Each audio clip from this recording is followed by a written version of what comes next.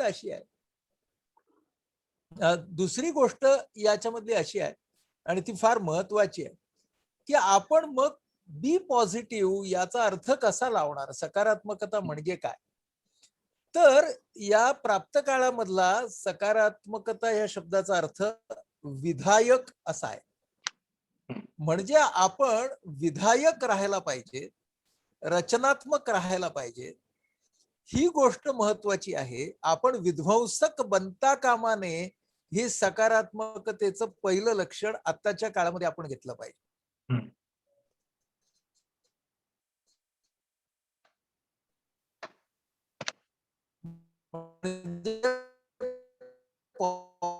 Positivity in times मी त्यांच्या माध्यमातून करतायत, कर्स आहेत ते करतायत. सो पॉझिटिव्ह म्हणजे विधायक एक मुद्दा, म्हणजे कन्स्ट्रक्टिव्ह.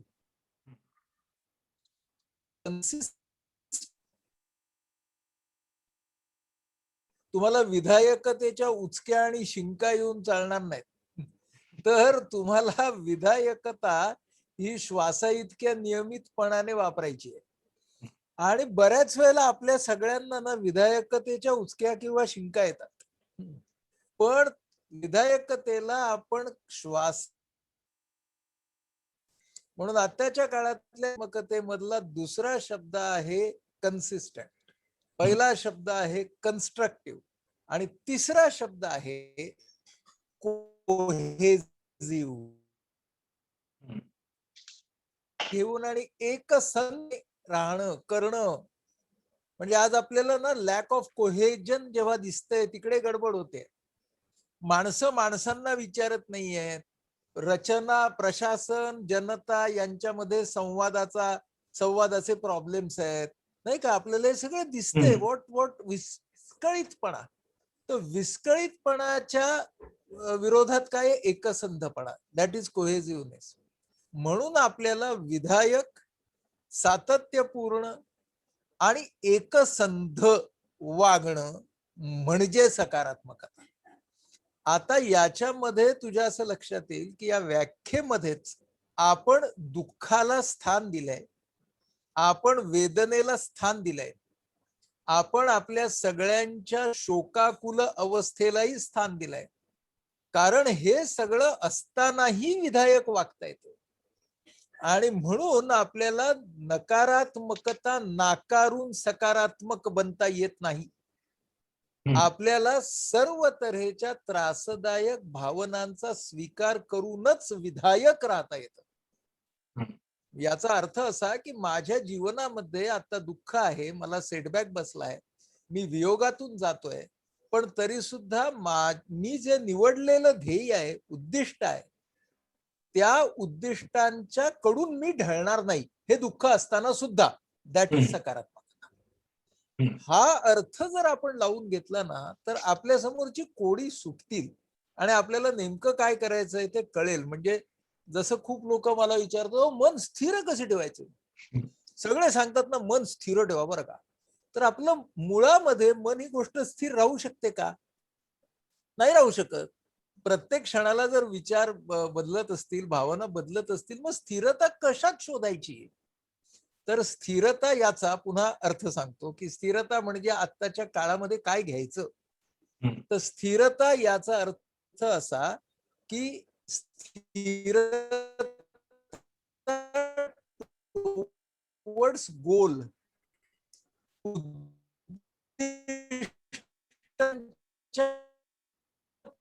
प्रती असलेली आपली बांधिलकी स्थिर उद्दिष्ट असं करून चालणार नाही. राहिली ती स्थिर राहणं गरजेचं आहे. म्हणून स्थिरता म्हणजे पहिलं काय, तर कमिटमेंट टुवर्ड्स गोल. कमिटमेंट टुवर्ड्स गोल ही स्थिर राहिली पाहिजे. ओके. दुसरी गोष्ट कुठली स्थिर राहिली पाहिजे, तर दुसरी गोष्ट स्थिर राहिली पाहिजे एम्पॅथी, म्हणजे आस्था. म्हणजे स्थिरता कशात हवी, तर आपल्या उद्दिष्टांमध्ये हवी. दुसरी गोष्ट की आपल्याला आस्था नावाची भावना ही टिकवायची आहे, जपायची आहे, त्याच्यामध्ये स्थिरता.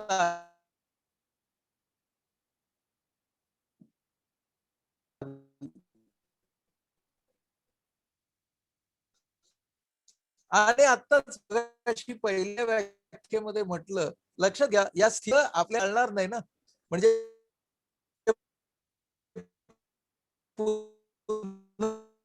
लक्षात येईल की स्थिर काय ठेवायचं उद्दिष्ट स्थिर.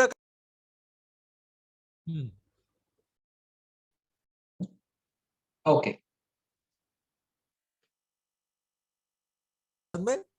Yes yes yes. थोडा इंटरनेटचा इश्यू झाल्यामुळे मध्ये मी डिस्कनेक्ट झालो. बर बर बर. येस मी येस. असं मी पटकन आता आपले दर्शकही डिस्कनेक्ट झाले का काय माहित नाही मला. नाही नाही, पण चालू आहे चालू आहे चालू आहे, लाईव्ह चालू चालू आहे, आहे. ठीक आहे. हा हा. मग तू पुढचा प्रश्न विचार. येस. मगाशी खूप एक इंटरेस्टिंग शब्द तुम्ही वापरलात, कोहेजिव्ह. म्हणजे कन्स्ट्रक्टिव्ह, कन्सिस्टंट आणि कोहेजिव्ह, असा तो कोहेजिव्ह हा तिसरा शब्द होता.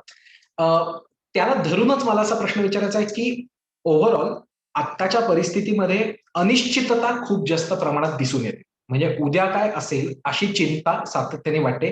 कशाची निश्चिती वाटत नाही, कशाचाही कॉन्फिडन्स वाटत नाही की उद्या परिस्थिती कशी असेल. अगदी ते काय म्हणतात त्याला, उपचारांच्या बाबतीत सुद्धा वाटत नाही. कारण काल जर रेमडेसिवीरसाठी लोक शहरभर फिरत असतील किंवा वेगवेगळ्या गावातनं मागवत असतील, तर उद्या कदाचित अशी बातमी येते की ते औषध आता ड्रॉपच केलं जाणार आहे उपचारांमधनं. तर ही जी एक अनिश्चितता दिसून येते, त्यांनी एक काय म्हणता येईल, त्यांनी नकारात्मकता अधिकच येते. आणि त्या अनिश्चिततेचा तुम्ही जो मगाशी उल्लेख केलात की माझ्या उद्दिष्टांवरती मी ठाम असणं, तर हा जो गोल ओरिएंटेड असणं, तेथे कुठेतरी धक्का लागतो. तर त्याबद्दल तुम्ही काय गाईड करू शकाल की या अनिश्चिततेबरोबर आम्ही डील कसं करायचं? अनिश्चिततेबरोबर डील करायचं त्याच्या काही पद्धती आहेत. पहिली पद्धत अशी आहे की अनिश्चितता ही विस्कळीतपणाकडे नेते. एकसंधच्या विरोधात काय विस्कळीतपणा. जिथे विस्कळीतपणा येतो तिकडे तणाव वाढतो. तू दिलेले सगळ्याच गोष्टी आहेत,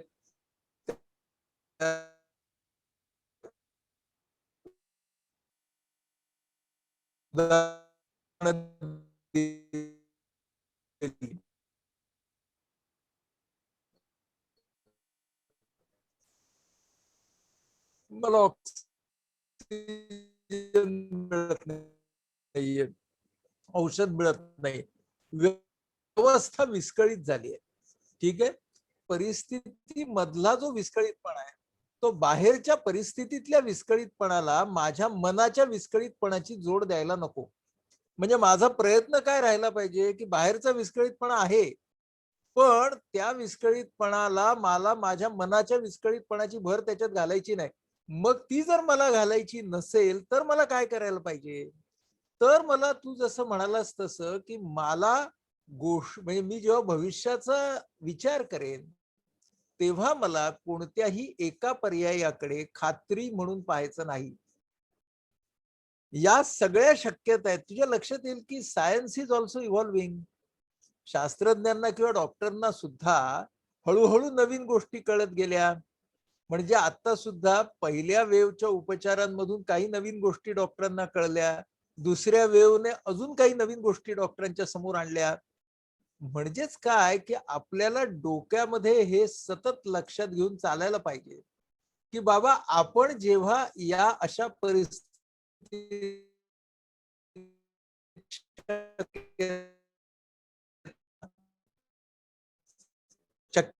शक्यतांपैकी कोणत्याही एका शक्यतेला आपल्याला खात्री देऊ, म्हणजे त्रासदायक असू दे किंवा लाभदायक असू दे.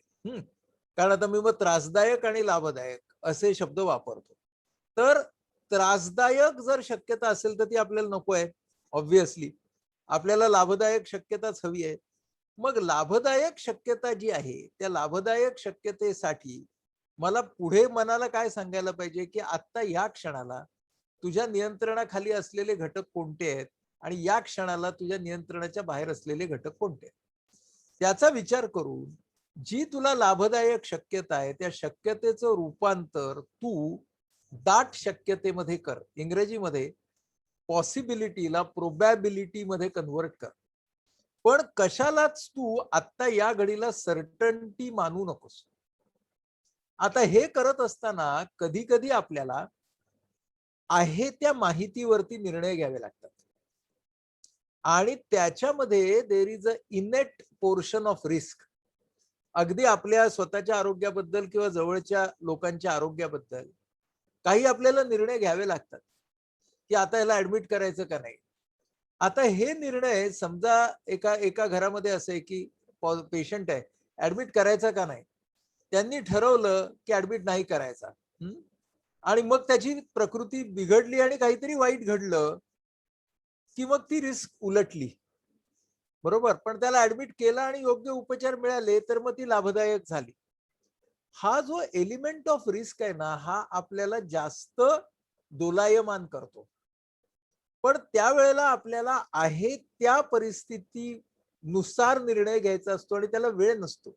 मी कालच एका कंपनीचा वेबिनार घेत होतो, भारतभरातले त्यांच्या लोकांशी मी बोलत होतो. त्यातला एक दिल्लीचा मुलगा होता, तरुण होता.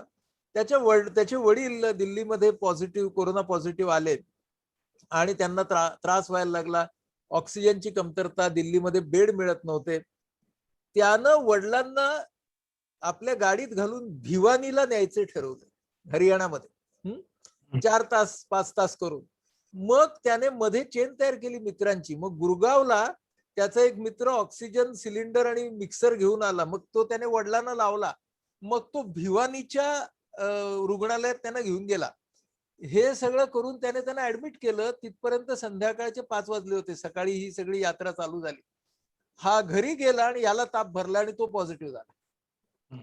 मग तोही आयसीयू मध्ये, वडीलही आयसीयू मध्ये. आता अशा तऱ्हेचा घटनाक्रम आपल्याला जेव्हा बघायला मिळतो, तेव्हा त्यानंतर ते दोघे जणही ठीक झाले म्हणून त्याचं रिस्क टेकिंग आता हे साहस मानलं गेलं. बरोबर. हा, की अरे याने ना वडिलांना इतकं 4 तास नेलं, सगळं केलं. पण ह्याच्यामध्ये काही गडबड झाली असती तर त्याच्यामधून किती प्रमाणात गिल्ट निर्माण झाली असती. म्हणून आपण हे लक्षात घ्यायला पाहिजे की आपले सगळेच निर्णय या तऱ्हेच्या वातावरणामध्ये आपल्या पक्षाने नाही जाणार. सगळ्याच शक्यता या आपल्याला लाभदायक नाही होणार. आणि तो रिस्क एलिमेंट लक्षात घेऊन आपल्याला काम करणं गरजेचं आहे. म्हणजे हा मुलगा, हा म्हणजे त्यांचा मॅनेजर आहे तो मोठा. तर तो मला बोलताना म्हणाला की म्हणे मी आणि वडील मग शेवटी वॉर्डातही शेजारी शेजारी आलो. आणि when we were walking together, वडिलांची रिकव्हरी माझ्यापेक्षा चांगली होती आणि ते मला चालवत होते. मी म्हटलं म्हणजे ही गोष्ट तुझ्या आयुष्यात दुसऱ्यांदा घडली. जेव्हा पहिल्यांदा चालायला शिकला असशील तेव्हा आणि आता. सो मग त्याच्यात तो सांगत होता की आमचं नातं कसं चांगलं झालं वगैरे वगैरे. आता हा सगळा चांगला भाग झाला. पण मी उलट असंही बघतोय की ज्या वेळेला अशा तऱ्हेचे निर्णय चुकतात त्यावेळेला लोक स्वतःला अतिशय कुरतडणाऱ्या अशा अवस्थेमध्ये, खंत, गिल्ट, सेल्फ ब्लेम ह्याच्यामध्ये घालून घेत आहेत. म्हणून त्या निश्चितीच्या मध्ये हा प्रश्न महत्वाचा आहे, कारण लोकांना याचा त्रास होतोय. म्हणून की आपण जर रिस्क आपल्याला घ्यायला लागणार, there is nothing going to be secure because the whole atmosphere has a element of uncertainty which is universal. त्याच्यामध्ये आपल्या मनाला विस्कळीत न होता काम करण्यासाठी आपण ज्या आता सगळ्या गोष्टी बोललो त्या, मी त्या 1 2 3 4 करतो परत, की शक्यता आणि खात्री ह्यातला फरक ओळखावा. लाभदायक शक्यता आणि त्रासदायक शक्यता यांची रेंज लक्षात ठेवावी. लाभदायक शक्यतेकडे जाण्यासाठी आपल्या नियंत्रणाखाली काय आणि नियंत्रणाच्या बाहेर काय याचा सतत विचार करावा. प्रत्येक लाभदायक शक्यता ही लाभदायक खात्री होईलच असं नाही. त्याचप्रमाणे प्रत्येक त्रासदायक शक्यता ही त्रासदायक खात्री होईलच असे नाही. हे लक्षात ठेवावं. आणि जोपर्यंत ती लाभदायक किंवा ती त्रासदायक शक्यता तिची खात्री होत नाही तोपर्यंत आपल्याला फॅक्टर्स विदिन कंट्रोल आणि फॅक्टर्स बियॉन्ड कंट्रोल ह्याने काम करायचंच आहे. मग आता समजा त्रासदायक शक्यता आली समोर, अतिशय त्रास देणारी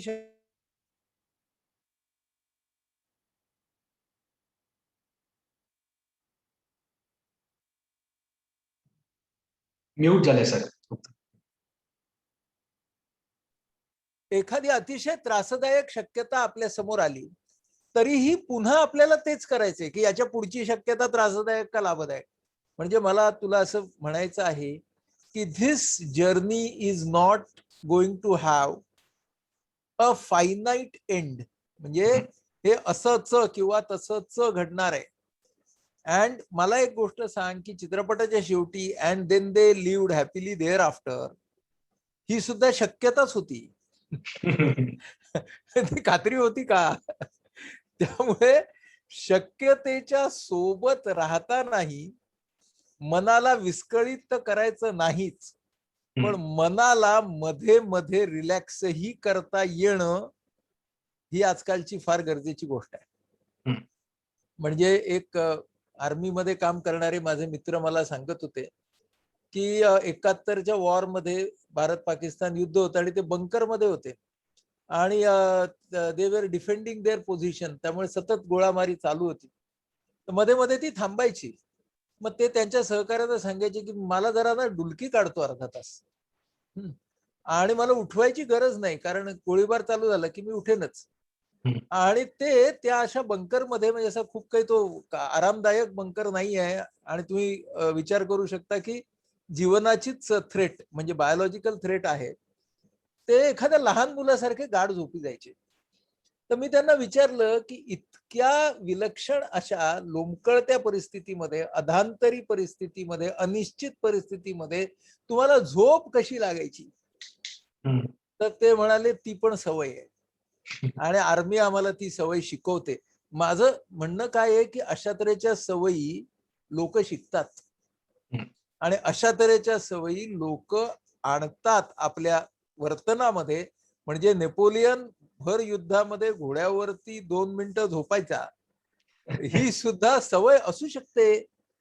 म्हणजेच आपल्याला अधांतरी अवस्थेमध्ये सुद्धा क्षण 2 क्षण रिलॅक्स करता आलं पाहिजे. ते तर फार महत्वाचं स्किल आहे आता.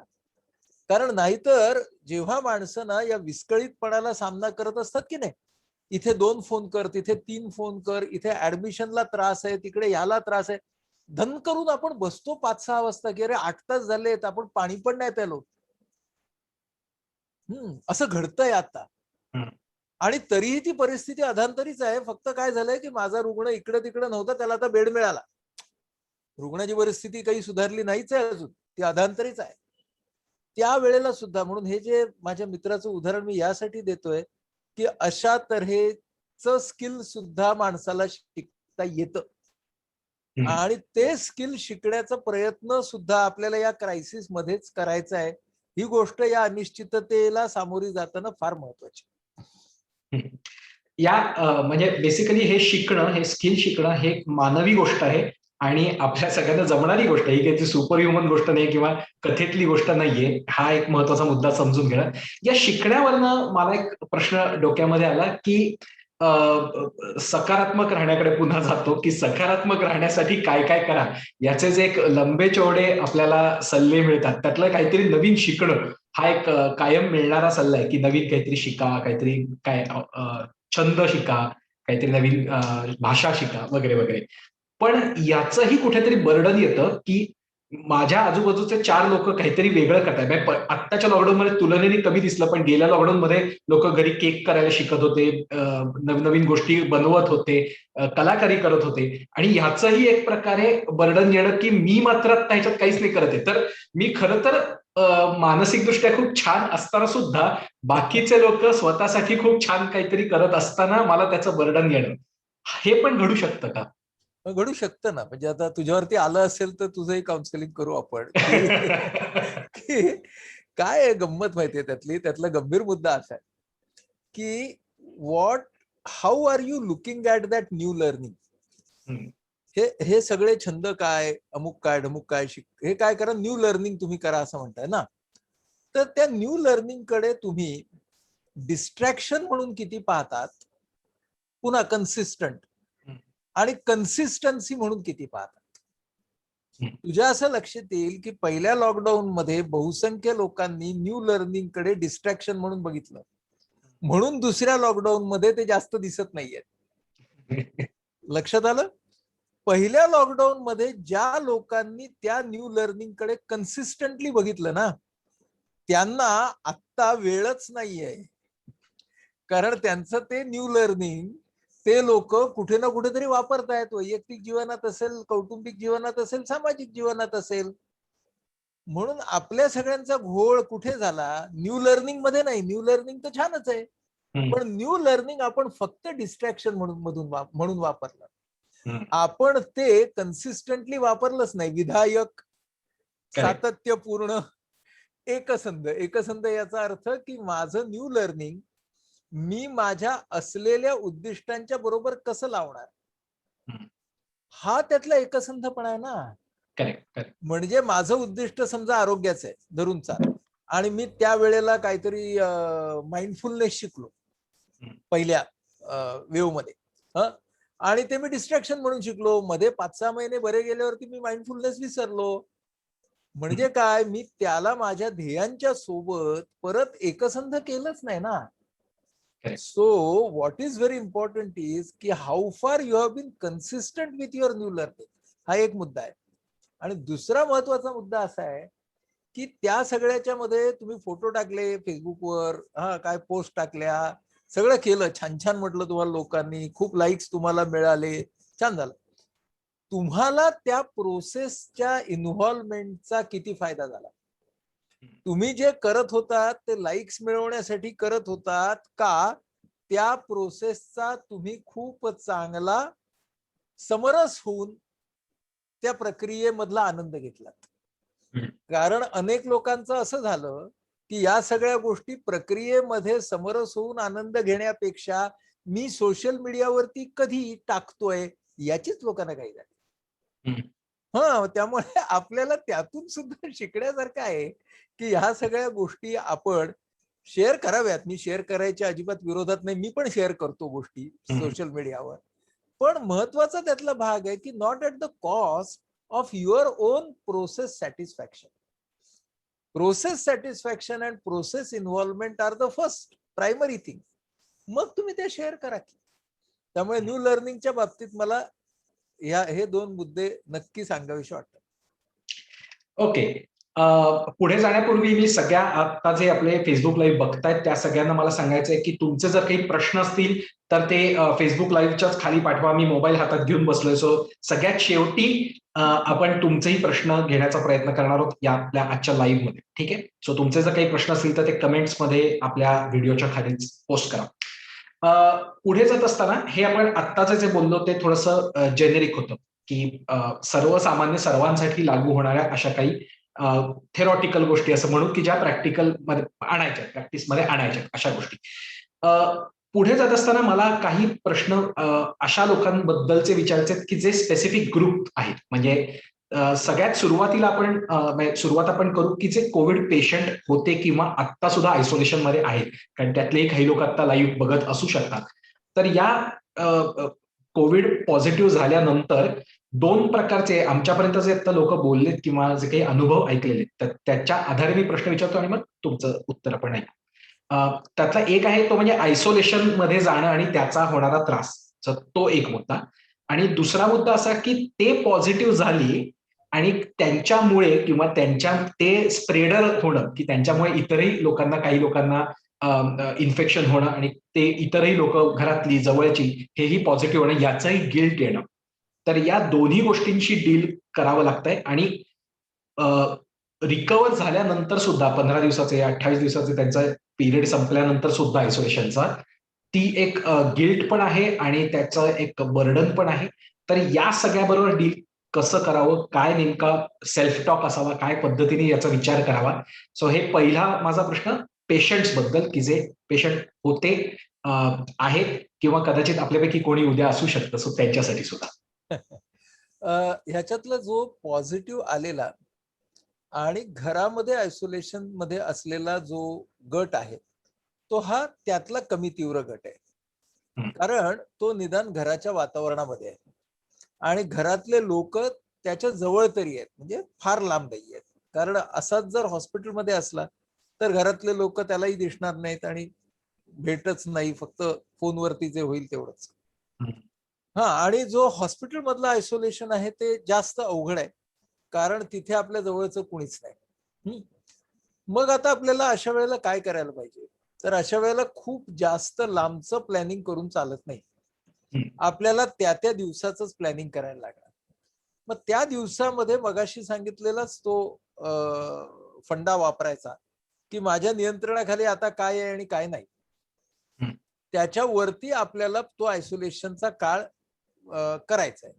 मग त्याच्यामध्ये जशा आपल्या आजूबाजूला सुविधा आहेत त्याप्रमाणे आपला करमणुकीचा काय वेळ, आरोग्यासाठी करायच्या गोष्टींचा काय वेळ, पुन्हा सिम्पटम्स वरती राहील. पण त्याच्यामध्ये योजना करावी का, तर हो, योजना करावी. योजना करून टिकमार्क करावं ते अशासाठी ना, की तो टिकमार्क केला की आपल्याला बरं वाटतं, हम्म. की अरे या सगळ्या गोष्टी मी केल्या होत्या आणि मग ते छान वाटलं. मग काही हम्म. लोक असं म्हणतील की आम्ही केलं पण त्यातलं 50% झालं, 50% झालं नाही. मग ठीक आहे ना, आपण त्या एका दिवसाच्या परफॉर्मन्स वरून आपण काही स्वतःची परीक्षा नाही करायची. हम्म. त्याचा उपयोग करून दुसऱ्या दिवशीचं प्लॅनिंग करू. म्हणजे हा आपल्यासाठी केलेलं नियोजन आहे आणि ते 100% तसंच होईल असा हेका मात्र आपल्याला बाजूला ठेवायचा आहे. अशा पद्धतीने ते 24 तासाचं प्लॅनिंग करायला पाहिजे. हम्म. आता याच्यामध्ये महत्वाची गोष्ट अशी आहे, की आपण या निमित्ताने स्वतःचे विचार, भावना यांच्याकडे किती प्रमाणात परीक्षण त्यांचं करतो किंवा त्यांच्याकडे फक्त पाहतो. तर आपापल्या पद्धतीने या आयसोलेशन मध्ये आपण सगळ्यांनी आपल्या विचार भावनांच्याकडे फक्त पाहावं. काही जणांनी लिहावं, काही जणांनी त्या फोनवरती रेकॉर्ड कराव्या त्या त्या वेळच्या भावना, विचार. मी ना त्यांचं पृथक्करण करा, अनालाइज करा असं अजिबात म्हणत नाहीये. हम्म. आपण सगळेजण आपल्या मनाच्या सोबत असणं ही गोष्ट महत्वाची. आणि मनाच्या सोबत याचा अर्थ विचारांच्या सोबत, भावनांच्या सोबत. लगेचच त्याचं पृथक्करण करा, अनालाइज करा, त्यातले त्रासदायक कुठले काढा असं काही पुढचं सांगत नाही आहे. हम्म. महत्वाची गोष्ट अशी आहे की आपल्या आपल्या विचारांच्या सोबतच आपण नसतो, तर आयसोलेशनचा आपण त्यासाठी फायदा करून घेऊ शकतो. म्हणजेच काय, की तो एकांत आहे हम्म. याचा उपयोग आपण केला तर आपल्याला त्याचा काही प्रमाणात फायदा होऊ शकेल. हीच गोष्ट आपल्या शरीराबरोबर बोलण्यासाठी वापरावी. म्हणजे त्या काळामध्ये आपण आपल्या हातांबरोबर बोलावं, पायांबरोबर बोलावं, बोलत बोलत करावं. म्हणजे पायाला सांगावं की आता आपण काय, समजा असिम्प्टोमॅटिक आहे, घरी आहे, सूर्यनमस्कार घालतोय, तर सूर्यनमस्कार घालताना हातांशी बोला, बोटाशी बोला, कमरेशी बोला, बोलत बोलत, स्वतःशी बोलत बोलत सूर्यनमस्कार करा. स्वतःशी बोलत बोलत त्या अवयवांची, म्हणजे तर प्रत्येक अवयवाशी बोलण्याची ही एक संधी आहे. विचार भावनांच्या बरोबर राहण्याची ही एक संधी आहे. आणि मग ते दैनंदिन वेळापत्रक आपण जर करत गेलो तर तो एक एक दिवस आपण हे करत जाऊ. आता त्याच्यामध्ये कसं आहे की त्याच्यामध्ये आपल्याला नक्की माहित नाही ना किती दिवस लागणार ते. डायरी ऑफ ॲन फ्रँक नावाचं एक दुसऱ्या महायुद्धाच्या काळातलं फार सुंदर बेस्टसेलर आहे, की ती एक टीनेजर मुलगी असते आणि ती आणि तिचं कुटुंब हे जर्मन म्हणजे जर्मन गेस्टापोज पासून स्वतःला वाचवण्यासाठी एका घरामध्ये लपून बसलेले असतात. तिने लिहिलेली डायरी ही खूप वाचण्यासारखी आहे, की त्यावेळेला ती अशाच प्रकारे एकटी असते आणि तिला त्या शटर मधून एक आकाशाचा तुकडा दिसत असतो.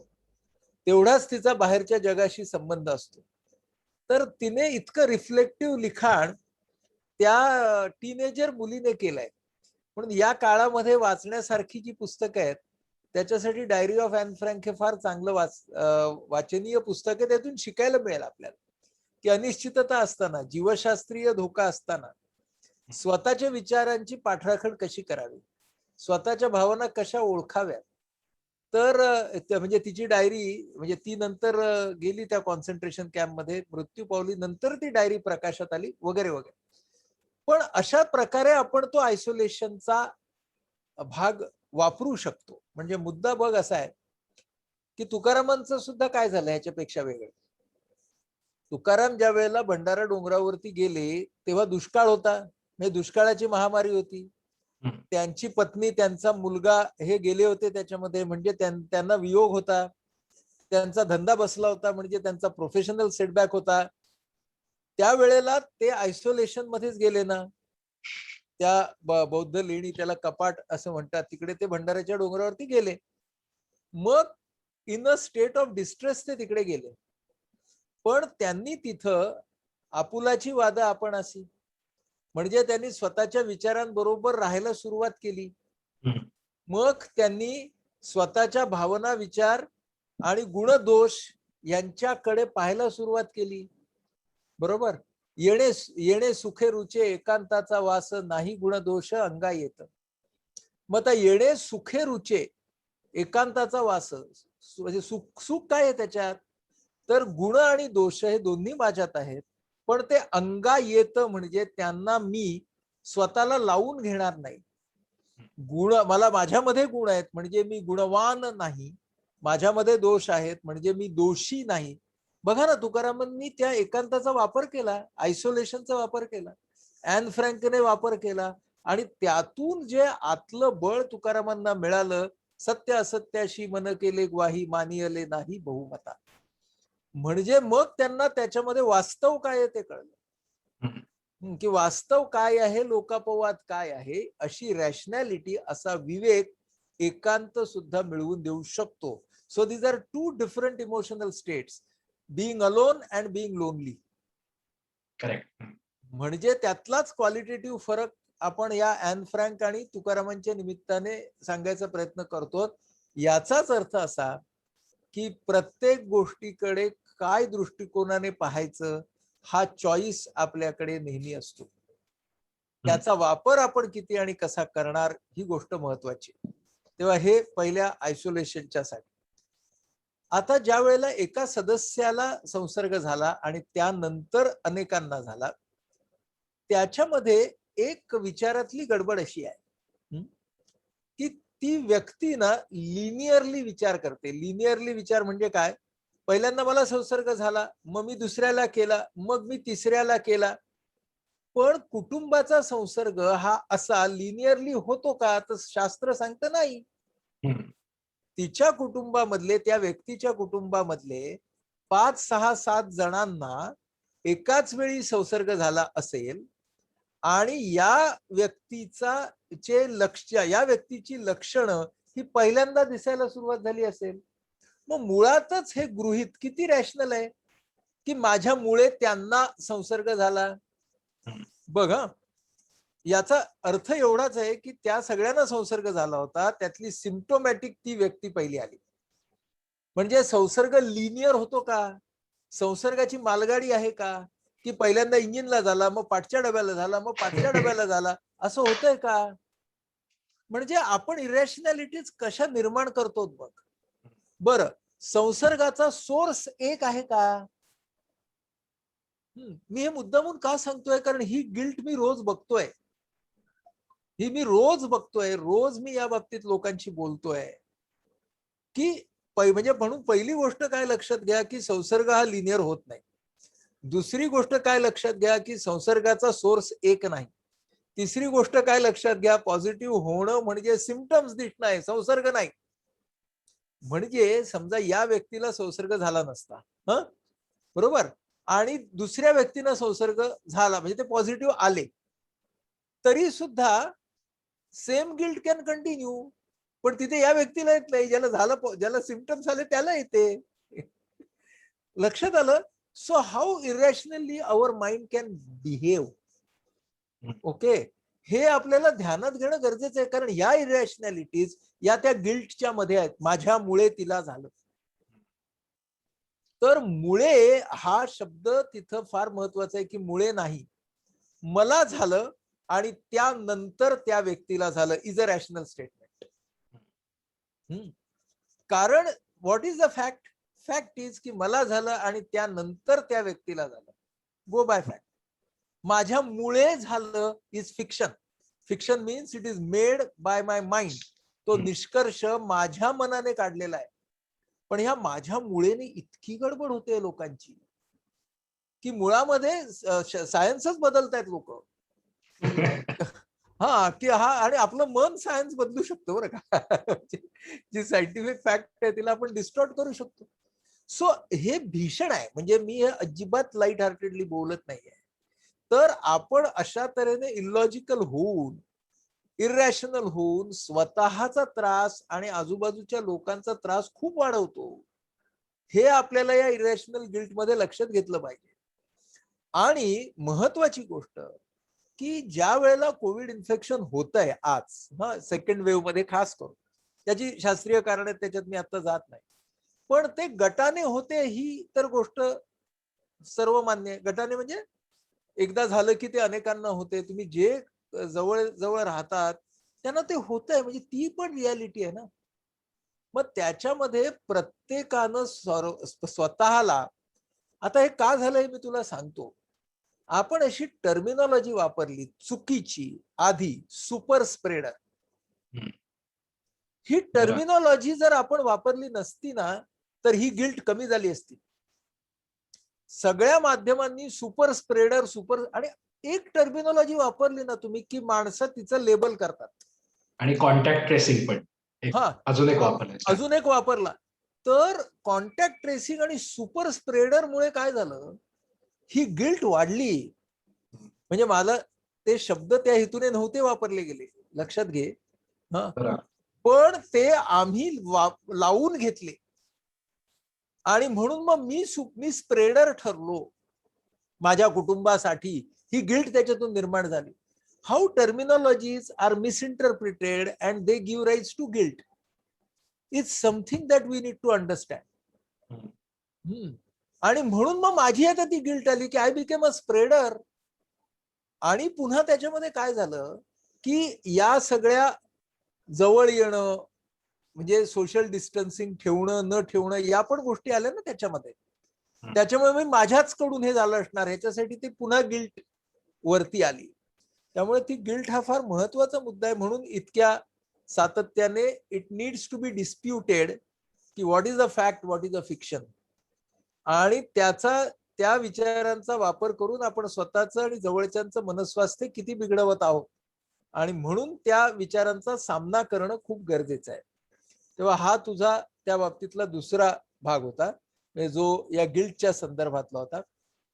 तिसरा भाग तू जो म्हणालास तो हा होता, की अनेक वेळेला जेव्हा व्यक्ती अशा तऱ्हेच्या संसर्गातून बाहेर पडते, समजा त्याला तर डिस्चार्ज झालेला आहे बरं का, त्याचा आरटीपीसीआर निगेटिव्ह आलेला आहे, आणि आता रेसिड्युअल सिम्पटम्स आहेत.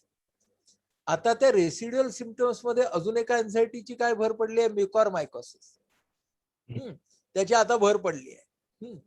आणि आपण पटकन एखाद्या गोष्टीचा एन्झायटीचा ट्रिगर करू शकतो. मन आहेच, प्लस ढॅन ढॅन करणारी माध्यम आहेतच. त्यामुळं एन्झायटीचं रूपांतर ही गोष्ट काही कठीण नाही राहिलेली. मग आता आपल्याला काय लक्षात घेतलं पाहिजे, म्हणजे साधं करून जर समजावायचं म्हणाला तर, संसर्ग झाल्यापासून लक्षणं येण्यासाठी 8-10 दिवस, 15 दिवसाचा वेळ लागतो का नाही. म्हणजे संसर्ग ते लक्षण हा एक कालावधी आहे. लक्षण म्हणजे आरटीपीसीआर पॉझिटिव्ह येणं आणि निगेटिव्ह येणं हा दुसरा कालावधी आहे.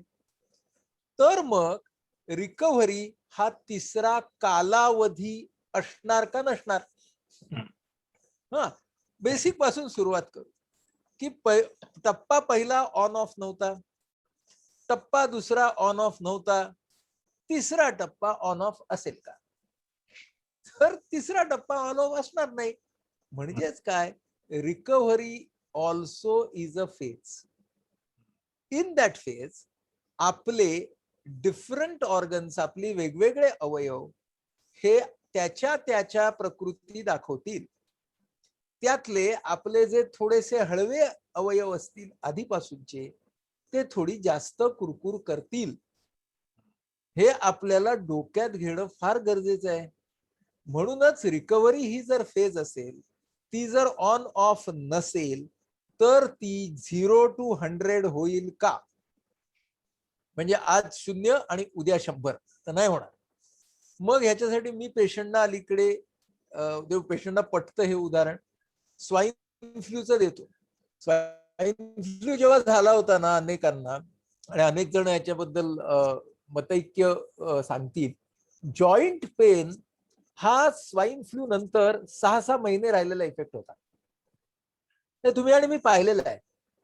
मी स्वाईन फ्लूचं, कारण हा तसाच व्हायरल आजार आहे म्हणून. म्हणजेच या आजारांचे काही काही जे त्रासदायक भाग आहे ते आपल्या सोबत अनेक काळ राहू शकतात. बरोबर. एवढंच काय, पोस्ट व्हायरल ब्ल्यूज म्हणजे या तऱ्हेच्या व्हायरल आजारामधून बाहेर पडताना येणारा मानसिक आणि भावनिक मंदपणा हा सुद्धा अनेक व्हायरल आजारांचा भाग आहे, इन्क्लुडिंग आपला इन्फ्लुएन्झा.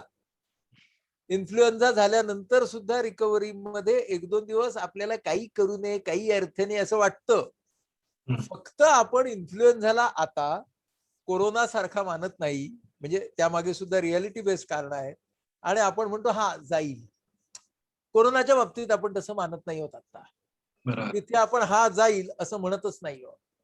मग आपण त्या पोस्ट व्हायरल ब्ल्यू मध्ये त्या विचारांबद्दलचे विचार करून त्या मंदपणाबद्दल जास्तच जागृत होऊन तिथे स्वतःची एक अँझायटी ट्रिगर करत आहोत आपल्यातले काही जण. सो इट्स व्हेरी इम्पॉर्टंट की आपण तो सुद्धा प्रोसेस आहे. म्हणजे आजच एका तज्ञांनी, मला वाटतं डॉक्टर शशांक जोशींनी सांगितलंय की 80 ते 100 दिवस इतका काळ, म्हणजे जे निगेटिव्ह आले त्यांनी त्यांच्या रिकव्हरीला तेवढा वेळ द्यावा. आता लगेच सगळ्यांना 100 दिवस नाही लागणार आहेत. हा, नाही तर सगळे 100. आपले काय गडबड आहे, लंबकीय विचार. हा, की एकतर मी 8 दिवसात व्हायला पाहिजे, नाही तर मला 100 दिवस लागणार. तर तसं न करता थोडक्यात, म्हणजे शशांक जोशींनाही आपल्याला काय सांगायचं आहे 80 ते 100 दिवस मध्ये, it is a phase. That phase can have it's relative length as per the immunity of the person. असं आपण त्याच्याकडे जर पाहिलं तर रिकव्हरीच्या कडे सुद्धा आपण एक फेज म्हणून पाहू शकू. मला वाटतं हे विचार आज देण्याची आणि करण्याची खूप गरज आहे, कारण रिकव्हर होणाऱ्यांच्या मधले सुद्धा लोक आमच्याकडे आज अँझायटीसाठी येत आहेत. सो हा तुझा, म्हणजे तुझ्या प्रश्नाचा तिसरा भाग होता. येस. सो हे आपण आता बोललो ते पेशंट्स बद्दल बोललो, आधीचे, आत्ताचे किंवा कदाचित आपल्यापैकी होतील त्यांच्यासाठीचेही काही गोष्टी होत्या. मला आता वळायचं ते पेशंटच्या नातेवाईकांकडे. आता आयसोलेशन मध्ये तुकोबा गेले हे तर फार छान आहे, पण तुकोबा गेल्यावर त्यांच्या कुटुंबाचं काय चाललं होतं आणि कुटुंबाने या आयसोलेशन मध्ये गेल्यावर तुकोबांचं बरोबर डील कसं केलं या सिच्युएशनची. तर या नातेवाईकांना काही गोष्टी फेस करायला लागतात. त्या ऍक्च्युअल प्रॅक्टिकल तर आहेतच, औषधांपासून सगळ्या गोष्टी, पण कोणीतरी एक जण पॉझिटिव्ह असणं घरातलं आणि त्याची काळजी, ही त्या व्यक्तीची असणारी जेन्युअन काळजी, यातून ट्रिगर होणारी अँझायटी. त्याच्याबद्दल काय सांग? नाही, तूच दोन्ही शब्द वापरले, जेन्युइन काळजी आणि अतिरिक्त असते ती अँझायटी. हा, म्हणजे जी वास्तववादी असते ती काळजी, जी अतिरिक्त असते ती अँझायटी. आणि आपल्या मनामध्ये दोन्ही असणार. हे सगळ्या नातेवाईकांनी मान्य करायचं की आपल्याला आपल्या जवळच्या व्यक्तीबद्दल असं, परत त्या अँझायटीसाठी पॉझिटिव्ह येण्याची गरज नाही. समजा एखादा हेल्थ वर्कर आहे, अगदी बँक कर्मचारी आहे, हा, एसटी मध्ये काम, एसटी महामंडळात काम करणारा माणूस आहे, किंवा म्हणजे पीएमटी किंवा बीएसटी, जो आज पब्लिक ट्रान्सपोर्ट मध्ये काम करतो, बँकेतला कर्मचारी आहे, सगळेजण रोज घराबाहेर जात आहेत, त्यांच्याही नातेवाईकांना तेवढीच अँझायटी आहे. म्हणजे त्यासाठी तुम्ही काही पॉझिटिव्हच असायला पाहिजे असं नाही. म्हणजे आपल्याला दोन गोष्टी काय लक्षात ठेवायच्या आहेत, हेल्थ अँझायटी आणि हेल्थ कन्सर्न. मग ह्याच्यातला फरक काय, हेल्थ अँझायटी कशाला म्हणायचं, हेल्थ कन्सर्न कशाला म्हणायचं, म्हणजे तुझ्याच भाषेत काळजी आणि चिंता. तर हेल्थ कन्सर्न जी आहे दॅट इज रिअलिस्टिक, ती वास्तवाला धरून आहे, आणि त्यामध्ये वास्तवाने सांगितलेले, शास्त्राने सांगितलेल्या, सायन्सने सांगितलेल्या ज्या काळज्या आहेत त्या आपल्याला घ्यायच्या. म्हणजेच आपल्याला जे काही सांगितले ते आता मी काही परत बोलत नाही, हा, ती रिपिटेशन नाही करत, ती आपल्याला माहिती आहे. पण ते आपल्याला, ते जे हे शास्त्र आहे ते आपल्याला पाळायचे, त्याला काळजी म्हणतात. पण त्याच्यावरती आपण वारंवार तेच खूप वेळा करत जाणं, कारण याच्यामधून मी असं पाहिलंय की त्या अँझायटीच्या मुळे खूप साबण धुतल्यामुळे ते कंपल्सिव्ह झालं, मंत्रचळेपणा त्याचं झालं. आणि ते हात धुण्याच्या नंतर त्वचा सोलवटली गेली, म्हणजे ती अँझायटी झाली बरं का. कारण आता ते कंपल्सिव्ह हात धुणं झालं. हे आपल्याला लक्षात ठेवलं पाहिजे की ती अँझायटी आहे. हे आपण डोक्यात घेणं, म्हणजे कुठे ते अतिरिक्त आपण करतोय आणि कुठे आपण ते व्यवस्थित करतोय. बरोबर. या गोष्टी आपण डोक्यात जर घेतल्या तर आपल्याला त्या काळजीच्या ट्रॅकवर राहता येईल. मध्ये मध्ये चिंतेवरती जाऊ आपण, कारण we are all human being, पण निदान त्या चिंतेची तीव्रता आपल्याला कमी करता येईल. तेव्हा आरोग्याच्या बाबतीत या गोष्टी करणं महत्वाचं आहे. मग आता आपल्याला काय ना, आपल्याला 10 जण 10 गोष्टी सांगतात, हे घ्या, ते घ्या, वाफ घ्या, अमुक घ्या. तर माझा त्यातला मनाच्या दृष्टीनं महत्वाचा भाग काय ते सांगतो. समजा एखाद्या गोष्टीचा तुम्हाला काही ताप होत नाहीये, जसं की वाफ घ्या. तर आता वाफ घेतल्याने हा तसं काही दुष्परिणाम झाल्याचं काही कोणी सांगितलं, अनलेस तुम्ही कंपल्सिव्हली 12 वेळा वाफ घेतलीत. पण आता तुम्ही दिवसाला एकदा वाफ घेतली तर घ्या ना. पण माझा मुद्दा असा आहे त्यातला, की वाफ घेण्याची क्रिया तुम्ही हेल्दी बनवू शकता का? बघा मला काय म्हणायचं. वाफ घेताना पुन्हा तो जो सगळा प्रोसेस आहे, वाफेचं येणं, आपल्या त्या सगळ्या छिद्रांमधून जाणं, घशापर्यंत वाफ घेणं, घसा त्याच्यामधला सुटतो आहे, तो मॉइस्ट होतोय, तो अनुभव घेणं, वाफ घेण्याचा प्राणायाम करता येईल का? सोपं सांगायचं तर वाफ घेण्याचा माइंडफुलनेस करता येईल का? ह्या सगळ्या काळज्या आपण घेत असताना त्यातला प्रोसेस बघणं. प्रोसेस म्हणजे फक्त तो अनुभव बघणं, त्यातला फिजिकल अनुभव सुद्धा बघणं, की नाकातून जाणारी वाफ, तोंडामध्ये जाणारी वाफ, श्वास उच्छ्वासातून जाणारी वाफ, उष्ण वाफ आणि त्याच्यात श्वासाची उष्णता मिक्स झाल्यावरती कळणारी वाफ. बघा किती गोष्टी आहेत बघायला. म्हणजेच तुम्ही वाफायचा प्राणायाम करा, वाफ घेण्याचा माइंडफुलनेस करा. हे आपल्याला सांगणं फार गरजेचं आहे. जे काही करतात ना काळजीपूर्वक, तो प्रोसेस काय आहे तो नीटपणे बघा. बरं, अगदी तुम्हाला काय हळदीचं दूध घ्यायचंय, घ्या. तर बरोबर हळद घालून दूध घ्या असं सांगतायत ना, तर काय हरकत नाही घ्यायला. पण मग ते छान तयार करा, त्याच्यामधला हळदीचा रंग बघा, त्याच्यामध्ये किती हळद घातली ते बघा, काय मध घाला, साखर घाला, छान त्याचा आस्वाद घ्या. ते दूध जे आहे ते घशाबरोबर खेळू दे, मग ते हळूहळू उतरू दे. ते गरम दूध पोटात कसं जातंय त्याचा अनुभव घ्या. साध्या गोष्टी आहेत. ह्या आपण काळजी घेतानाही ना, त्या काळजीचाही आस्वाद घेऊ शकतो हे आपल्याला कळत नाही. मग आपण काय करतो, सगळ्या काळजांची कवायत करतो. काळजांची कवायत होणं हीच काळजीची गोष्ट आहे. तर ही काळजांची कवायत होते म्हणजे काय, 3 वेळा वाफ घेतली का, मग ते काय अमुक खाल्लं का, मग ते तमुक प्यालात का, तो काढा घेतला. काळजांची कवायत झाली की अनुभव समृद्ध होत नाही. त्या अनुभवांच्या कडे आपल्याच अनुभवाकडे आपण बघत नाही. म्हणून सपोर्ट सिस्टीम मधल्या सगळ्यांनी ही गोष्ट लक्षात ठेवणं फार गरजेचं आहे, की समोरच्या माणसाला आपल्याला कवायतीमध्ये नाही उतरवायचं. तर आपल्याला काळजीमध्ये तो जो प्रोसेस आहे ना, म्हणजे आपण ना, मी आता सांगितलं वाफेचं उदाहरण सांगितलं, आपण मिनिटात मोजतो ना सगळ्या गोष्टी. 10 मिनिटं वाफ घ्या, पण वाफेचा प्रोसेस पहा, त्या निमित्तानं श्वसनाकडे पहा, दूध घेण्याचा प्रोसेस पहा, त्या निमित्तानं डायजेशनकडे पहा. हे कोणी कोणाला सांगत नाही. ते ह्या सगळ्या काळजीच्या बाबतीमधली फार महत्वाची गोष्ट आहे आणि ती आपण लक्षात घेऊन काळजी वाहू सरकार जे असतं. तर काळजी ना ही वाहण्याची गोष्ट आहे का, कारण ती व्हायला लागलं की तिचं ओझं होईल. तर मला असं वाटतं की काळजी ही ठेवण्याची गोष्ट आहे, वाहण्याची नाही. आणि अगदीच मेटाफॉर मध्ये सांगायचं तर थोडी इथे ठेवा, थोडी इथे ठेवा, इथे थोडी ठेवा, इथे जास्त ठेवा. म्हणजेच काळजी विचारांच्या मध्ये, भावनांपेक्षा. म्हणजेच का, कारण विचार हे पर्याय शोधण्यासाठी महत्वाचे, पण काळजीला सुद्धा वाहू नका, काळजीचे हमाल बनवू नका. कारण काळजीमधून ते ओझं वाढलं की त्याचं रूपांतर अतिरिक्त चिंतेमध्ये होणार. आणि या दोन्ही ट्रॅकवरती आपलं मन असणार ही गोष्ट लक्षात ठेवा. ओके. पुढे जाताना एक पटकन प्रश्न घेतो जो या नातेवाईकांशी संबंधित आहे आणि इतर फॅमिली मेंबर्सशी संबंधित आहे. आणि अर्थातच लॉकडाऊनमुळे अनेक फॅमिलीशी संबंधित पण आहे, पॉझिटिव्ह असो किंवा नसो. तर तो आपण आधी घेऊ. तो आहे म्हणजे लहान मुलं घरी आहेत. त्यामुळे अनेक पालकांना चिंता वाटते आहे. अनेक पालकांना या गोष्टीशी डील करणं हे कठीण जातं आहे. एक कोणीतरी पालक पॉझिटिव्ह झाल्यावरती दुसऱ्यांनी सगळ्या गोष्टी सांभाळणं हेही एक चिंता आहे. तर या पालकांसाठी तुम्ही काय सांगाल? म्हणजे पालकांना ना, म्हणजे कोरोनाशीच निगडीत नाही, लॉकडाऊनशी निगडीत पालकांच्या काळज्या खूप आहेत आणि त्या वास्तवाला धरूनच आहेत. कारण सोशलायझेशन नाहीये, सोशल डिप्रायव्हेशन आहे.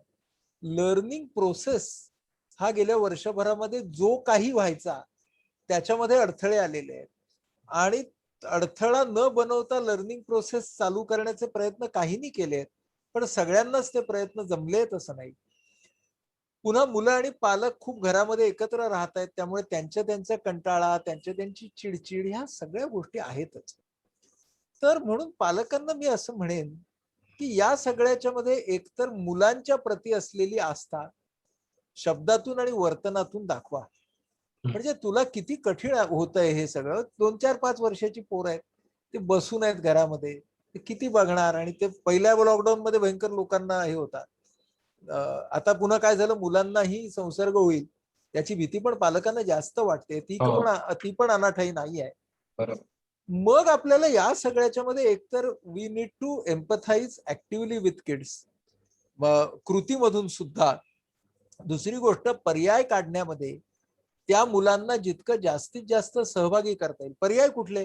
मनोरंजनाचे असतील, रोजच्या जेवणाचे असतील, शिकण्याचे असतील. या सगळ्यामध्ये त्यांना इन्क्लूड करणं ही गोष्ट महत्वाची आहे. आणि प्रत्येकाला चिडचिडीला वाव द्या. हा, प्रत्येकाला अँक्शस बनायला वाव द्या. हे कसं काय सगळेजण आदर्श राहणार हो? म्हणजे आपण काय टाळूया ना, आपण सामूहिक चिडचिड टाळूया. हा, पण प्रत्येकाला चिडचिडीला वाव देऊया आणि प्रत्येकाची चिडचिड त्या वेळेला इतरांनी आस्थापूर्वक ऐकून घेऊया. काय आहे म्हणजे आपलं काय, ते राजश्री प्रोडक्शनचं पिक्चर आहे का, हम सब साथ आहे वगैरे? तर तसं नाहीये ना. आपण तसे होतो का आधी तरी? आधी म्हणजे कोविडच्या आधी नव्हतोच ना. मग आपण आज प्रत्येकाला त्याच्या नकारात्मकतेला सुद्धा, म्हणजे त्रासदायक भावनांना सुद्धा एक्सप्रेस करण्यासाठीच नियमित स्वातंत्र्य का नाही द्यायचं? लगेचच भडकला, लगेचच गेला ह्याचा मूड, असं का म्हणायचं? मूड जाऊ शकतो, माणसं भडकू शकतात, माणसं रुसू शकतात. आधी नव्हती रुसत, आधी नव्हती भडकत. या कालखंडाने आपल्याला शिकवलं की ते ऐकूनही घ्यायचं असतं, ते मनपूर्वक ऐकून घ्यायचं असतं, ते आस्थापूर्वक ऐकून घ्यायचं असतं. ती आता शिकायची वेळ आहे. म्हणून घरामध्ये, प्रत्येक कुटुंबामध्ये नकारात्मक भावनांचं व्यक्त होणं गरजेचं आहे. मग ते कोणत्याही वयोगटातलं असो. त्यांच्या पद्धती वेगळ्या असतील, व्यक्तिमत्वाप्रमाणे, वयाप्रमाणे, इत्यादी इत्यादी. पण सगळ्यांनी गोळ्या गोविंदानं कसं दाखवायचं हो? शक्य आहे का ते? त्यामुळे ते शक्य नाही. जे शक्य नाही त्याच्यातूनही कम्युनिकेशनची जितकी करता येईल तितकी व्यवस्था तयार करूया. आणि ती समजा झाली नाही तर सगळ्यांचे मूड एका वेळी जाणार नाही, तेवढं तरी बघूया. हे आपल्याला कुटुंबामध्ये आता करायला पाहिजे. म्हणजे असं कोण आहे की ज्याचा मूड गेलाच नाही या 1.5 वर्षात? मग आपण स्वीकारूया ना एकमेकांचं मूड जाणं सुद्धा, चिडचिड सुद्धा स्वीकारूया ना आणि म्हणूया ना की हो, हा चिडचिडीचा वेळ आहे. याच्यानंतर अर्धा पाऊण तासाने माणूस माणूस परत आपल्यात येणार आहे.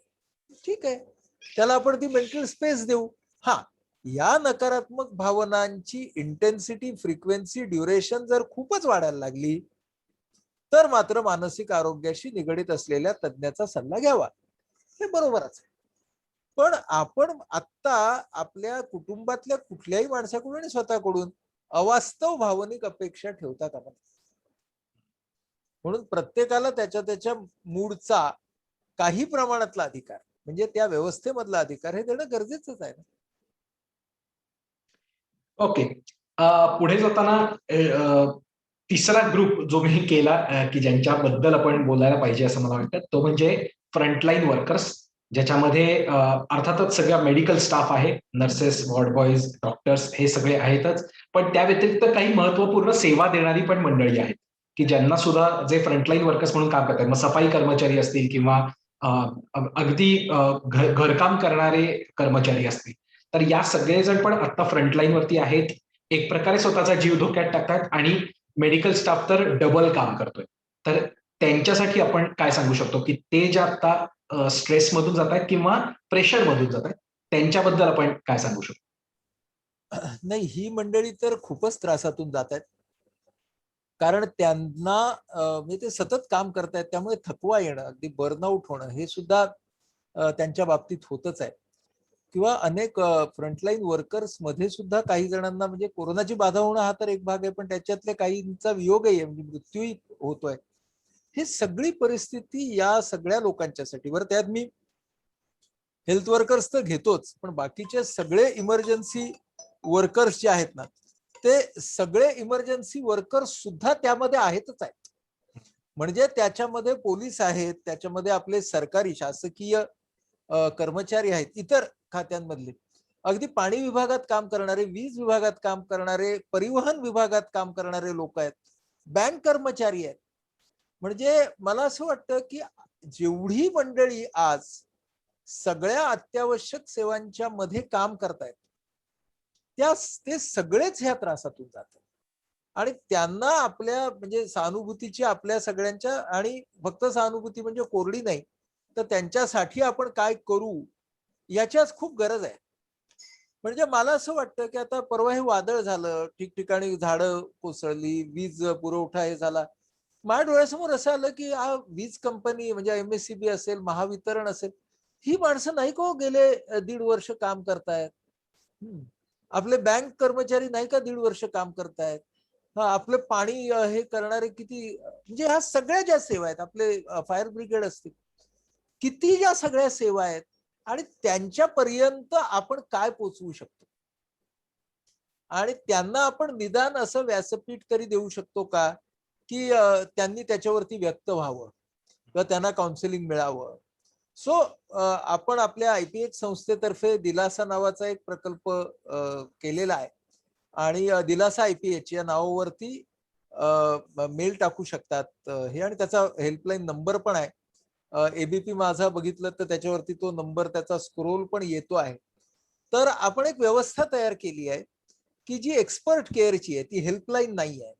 म्हणजे क्वालिफाईड डॉक्टर म्हणजे सायकियाट्रिस्ट, सायकोलॉजिस्ट आणि दोघेही गरजेप्रमाणे, तर हे त्याच्यामध्ये निशुल्क सेवा देत आहेत. तर दिलासा आयपीएच किंवा म्हणजे याच्यावरती मेल टाकलीत तरी सुद्धा @gmail.com ला टाकलीत मेल तरी चालेल. नंबरही आहे. मला वाटतं नंतर परिवर्तनच्या माध्यमातून तो नंबरही देऊ शकतोस. तर हा आपण एक जो भाग करतो, आणि आमच्या डोक्यात आता असं आलंय की हळूहळू इतर फ्रंटलाईन वर्कर्स पर्यंत ही सेवा कशी न्यायची. म्हणजे आज ती फक्त आम्ही आरोग्य कर्मचाऱ्यांपुरती मर्यादित ठेवली आहे, आणि त्यामध्ये सुद्धा आजपर्यंत ज्यांना ही सेवा नाही मिळाली त्यांच्यापर्यंत कशी न्यायची. तर असे मला वाटतं आपल्याला विचार करावे लागतात की कोणत्या गटाला काय हवंय. जसं तुम्ही आता अन्नाचं काम करता, तर कोणत्या गटाला काय हवंय आणि त्याला आपण काय लावू शकतो. तर म्हणजे मग लोक असं म्हणतील की आभाळ फाटलंय तर ठिगळ लावून काय होणार.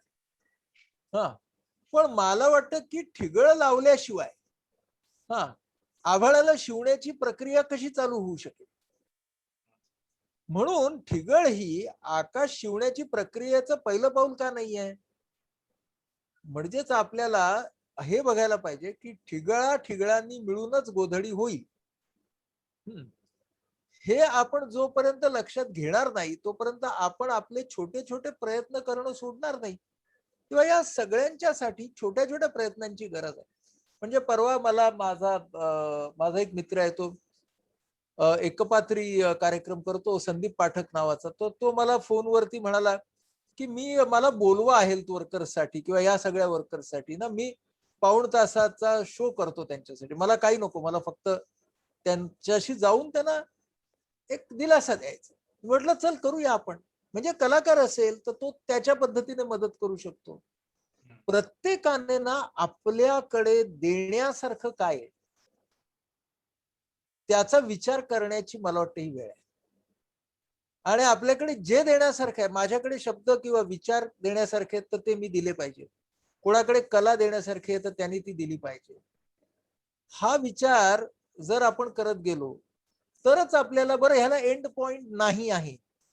आणि मी म्हणालो तसं की खऱ्या सेवावृत्तीने काम करायचं असेल तर विशेषणाच्या बाहेर जाऊन काम करायला पाहिजे. ती विशेषण आपल्याला चिकटवून घ्यायचीच गरज नाही. म्हणून आपल्याला फक्त काम करायचंय. आणि एक गांधीजी एकदा विनोबांना म्हणाले होते, गुजराती मधलं गांधीजींचं ते वाक्य आहे. ते म्हणाले की आपल्याला ना काम करून सुटून जायचंय. असं गांधीजी विनोबांना म्हणतात, आपल्याला काम करून सुटून जायचंय. तर ते फार अर्थगर्भ वाक्य आहे. त्या सुटून जाणं याला एक आध्यात्मिक अर्थ पण आहे. पण आपल्याला काम करून, म्हणजे ते काम कोणाला किती, त्यानं त्याला कसं म्हटलं, हे कुठे नोंदलं गेलं का, याच्याबद्दल आपल्याला कुणी काही म्हटलं का, ह्याचा काही विचार करायचा नाही. तर आपल्याला फक्त काम करायचं आणि सुटून जायचंय. तर ते सुटून जाण्याचे अनेक अर्थ आहेत. स्तुतीतून सुटून जाणं, विशेषणांमधून सुटून जाणं, त्याचे परिणाम व्हायलाच पाहिजे त्या हेक्यामधनं सुटून जाणं. गांधीजींचा सुटून जाणं हा शब्द आध्यात्मिकच आहे. सो आपल्याला तशा तऱ्हेची सेवा द्यायची आहे आपापल्या पद्धतीनं. हा विचार मला वाटतं आज करणं ही फार गरजेची गोष्ट मला वाटते. यालाच धरून सगळ्यात शेवटचे जे मला वाटतं की कदाचित तुम्ही त्याला कन्क्लूड अजून करू शकाल त्या गटासाठी, तो म्हणजे आज परिवर्तनाचे खूप सारे व्हॉलंटियर्स लाईव्ह आहेत आणि बघत आहेत आणि त्यातले काही जण खरोखरच दिवस रात्र काम करतायत आणि प्रचंड प्रमाणात इन्व्हॉल्ड आहेत या सगळ्या कामामध्ये. तर एक जी काय म्हणता येईल, एक जी हतबलता कधी कधी व्हॉलंटियर्सना पण जाणवते की येणाऱ्या प्रत्येक एन्क्वायरीला किंवा रिक्वायरमेंट जी आपल्यापर्यंत पोहोचते त्याला पुरे पडता येत नाही. तर याच्यामुळे काही प्रमाणात निराशा दाटून येते. तर या कार्यकर्त्यांना, म्हणजे परिवर्तनचं जसं नाही अनेक लोक असणार आहेत, तर या कार्यकर्त्यांना जे व्हॉलंटरी वर्क आता करत आहेत त्यांना तुम्ही काय सांगाल, त्यांना काय सांगाल की सुटून कसं जाता येईल? पहिली गोष्ट, अशा तऱ्हेचे जे सगळे अनाम कार्यकर्ते काम करतायत भारतातच जगातच, त्यांना म्हणजे सलाम पण आहे, नमस्कार पण आहे आणि वंदन पण आहे. आणि ते करणं गरजेचं आहे. पुन्हा या सगळ्या कामामध्ये निरलसता अपेक्षित आहे आपल्याला. तर ती जी निरलसता आहे ती आपल्या साक्षात्कारासाठी हे लक्षात ठेवूया. लोकांच्या निमित्ताने सगळ्या सेवाभावी कार्यकर्त्यांना त्यांचं स्वतःचं सापडत जाणं हा प्रोसेस सगळ्यात महत्वाचा आहे असं मी मानतो. त्याच्यातून ज्यांची ते सेवा करतायत त्यांचा फायदा होईलच. पण हा प्रत्येक व्हॉलंटियरने आपल्या स्वतःच्या वृद्धीसाठीचा प्रवास आहे, हे लक्षात ठेवणं फार गरजेची गोष्ट आहे.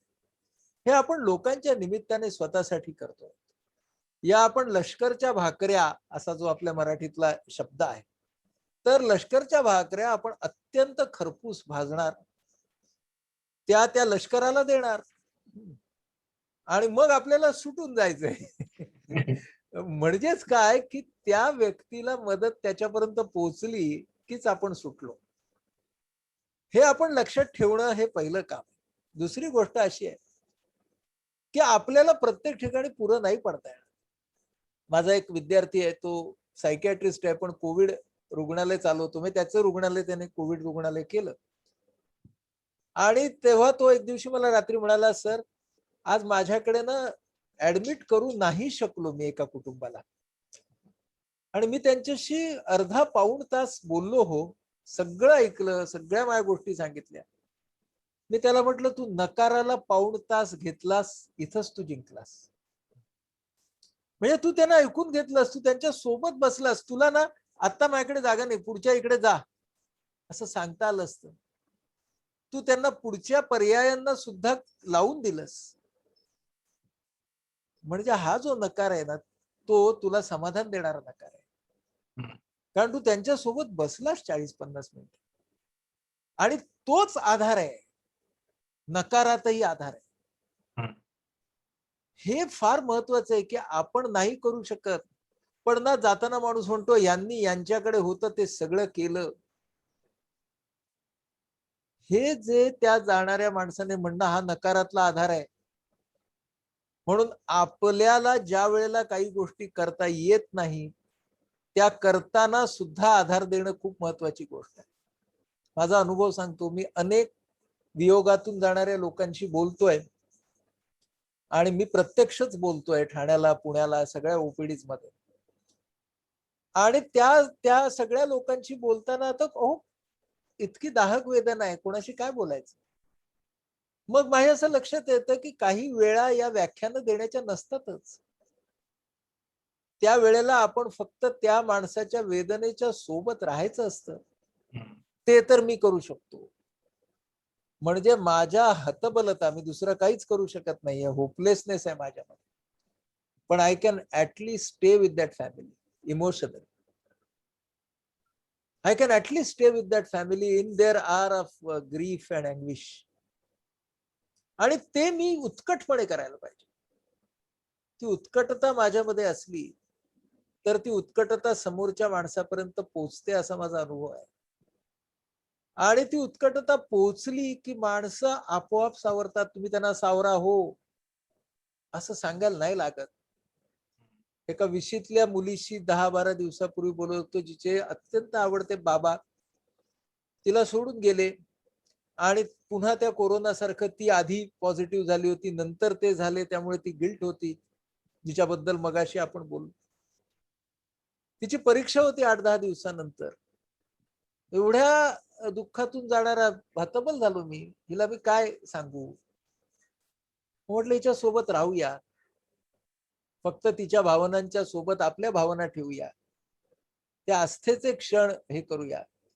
अंतिम वर्षाची तिची प्रोफेशनल परीक्षा 8 दिवसांनी होणार होती. तर मला माहित नाही मी कसा बोललो, ठरवून नक्की नाही बोललो. तर मी तिला असं म्हणालो की बाळा, बाबा तुझ्या सगळ्या करिअरचा भाग आहेत ना.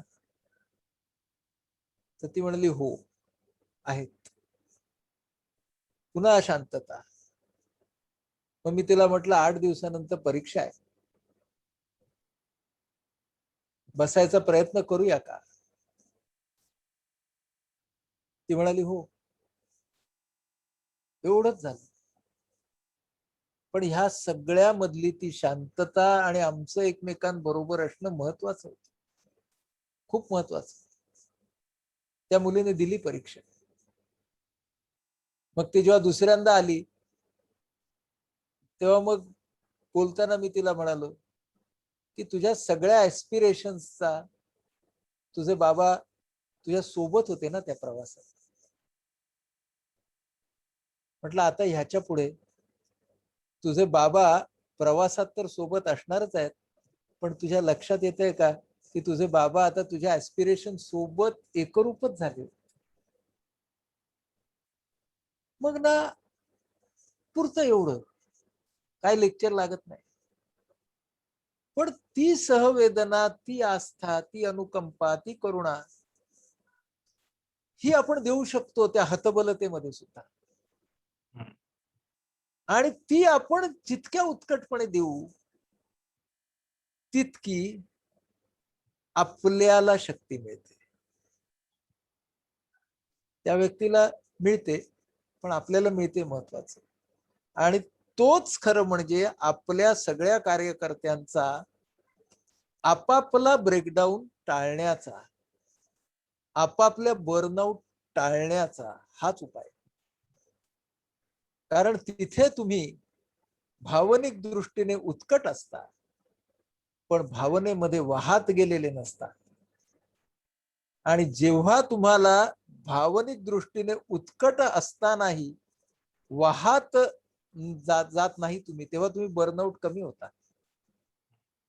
उलट त्या उत्कटतेमधून तुम्हाला ऊर्जा मिळते आणि तुम्ही पुढच्या उत्कटतेसाठी वापरू शकता. म्हणून हे सुद्धा इमोशनल स्किल आहे, बंकर मध्ये झोपण्यासारखं. क्या बात आहे. मी काढलेले तर प्रश्न सगळे इथे संपलेले आहेत. काही प्रश्न आपल्याला आले आहेत, मी ते वाचत होतो मध्ये मध्ये, आणि त्यातल्या बऱ्याच प्रश्नांची उत्तरं तुम्ही ऑलरेडी दिलेली आहेत, त्यामुळे मी ते सगळे वगळतो. काही काही प्रश्न खूप जास्त कोविड संदर्भातले, तर ते मी आता अर्थातच घेणार नाही, कारण मानसिक स्वास्थ्य हा आपला विषय आहे. आणि एनिवे मी काही प्रश्न कमी पण करतोय, कारण पुढच्या 10 मिनिटात सरांना दुसरा पण कार्यक्रम आहे, त्यामुळे आपण पुढच्या 5च मिनिटात आपला कार्यक्रम संपवण्याचा प्रयत्न करणार. एक इंटरेस्टिंग प्रश्न विनय पवारने विचारला, जो मला वाटलं की घ्यायला पाहिजे. जेव्हा अनिश्चितता येते किंवा जेव्हा अशा पद्धतीची निराशा येते, तेव्हा अनेक जण पटकन अंधश्रद्धेकडे वळताना दिसतात. तर त्याबद्दल काय करावं, त्याबद्दल तुम्ही काय सांगाल? आणि या विनयच्या प्रश्नाला लागूनच विचारतो, की जसे अंधश्रद्धेकडे वळतात तसे व्यसनांकडे पण वळतात, तर त्याबद्दलही तुम्ही काय सांगाल? दोन्ही प्रश्न खूपच महत्वाचे. आपल्याला काय दिसतं की जेव्हा असुरक्षितता असते तेव्हा माणसं पटकन इरॅशनॅलिटीकडे वळतात. हे आपण मगाशी बघितलंच, कारण ती अँझायटीमध्ये आपल्याला उपाय पाहिजे असतो आणि तो दुसऱ्यांनी केलेला आणि दुसऱ्यांनी दिलेला उपाय असेल तर तो फारच आपल्याला हवा असतो, आणि म्हणून आपण अंधश्रद्धांच्याकडे आपलं मन झुकण्याची शक्यता वाढते. म्हणून सर्व विवेकवादी विचारांच्या व्यक्ती, गट आणि चळवळींच्या साठी हा पुढचा काळ या अर्थानं विधायक संघर्षाचा काळ असणार आहे. म्हणून आपल्याला या विवेकाकडे त्यांना नेताना आपल्याला काय लक्षात घ्यावं लागेल की परंपरेचा गैरवापर करणाऱ्या शक्ती जागृत होतील, कारण त्याच्यामध्ये अर्थकारण आहे. आणि समाजशास्त्रज्ञांनी असं म्हटलेलं आहे की ज्या वेळेला अशा तऱ्हेची महामारी असते त्यावेळेला रिच्युअलिझम वाढतो. रिच्युअलिझम म्हणजे कर्मकांड. रिट्रीटिझम वाढतो म्हणजे प्रतिगामीपणा. त्यामुळे रिच्युअलिझम वाढतो, रिट्रीटिझम वाढतो आणि रिबेलियन वाढतो. हे 3 आर समाजशास्त्रज्ञांनी सांगितले. तिन्ही फार महत्वाचे आहेत. रिच्युअलिझम, रिट्रीटिझम, रिबेलियन. आणि या तिन्हीची उदाहरणं आपण आज पाहतो. त्यामुळे शास्त्रीय विचाराच्या पाठी नेणारा विचार हा मांडला जाईल रिट्रीटिझम मध्ये. रिच्युअलायझेशन मध्ये लोक म्हणतील की हे करा, ते करा, ते करा, 10 गोष्टी करा, ते केल्याने हे होईल. आणि रिबेलियन हा जेव्हा सामाजिक वर्तनात येईल त्याच्या आधी तो माणसाच्या मनातच तयार होतो, हे लक्षात घेणं गरजेचं आहे. त्यामुळे ह्या तिघांच्याही कडे जर आपल्याला गंभीरपणे बघायला लागणार आहे, आणि म्हणून आपल्याला आता अंधश्रद्धा कमी करायच्या तर काय करायचं, तर आपापल्या पद्धतीनं विवेकाचा आवाज वर करायचा. आपापल्या पद्धतीने, शास्त्राच्या पद्धतीनं, शिक्षणाच्या पद्धतीनं, वैद्यकीय शास्त्र, वैद्यक ज्ञानाच्या पद्धतीनं, मानसशास्त्राच्या इत्यादी इत्यादी. तो आवाज आपण जोपर्यंत स्ट्रॉंग बनवत नाही तोपर्यंत हा आवाज कसा वीक होईल किंवा कमी होईल. म्हणून आपल्याला आपापल्या क्षेत्रामध्ये हे काम करायला पाहिजे. ते करत असताना बऱ्याच गोष्टी ज्या पद्धतीने इंटरप्रिट केल्या जातात त्या योग्य पद्धतीने इंटरप्रिट कशा होतील हे आपल्याला पाहिलं पाहिजे, आणि त्या त्या भूमिका आपापल्या वर्तुळामध्ये आपल्याला मांडल्या पाहिजे. तर जसं मी सांगितलं मगाशी तुला की प्राणायाम करा, सगळ्यांना सांगतात, पण अरे प्राणायामाचं तत्व तुम्ही वाफ घेतानाही वापरा हे नाही सांगत कोणी कोणाला.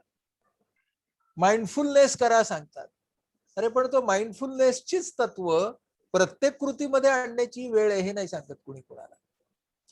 त्यामुळे आपल्याला ध्यान करा म्हणून सांगतात, पण ध्यान कृती, ध्यान स्थिती, ध्यान वृत्ती ह्या सगळ्या कसे वेगळे आहेत.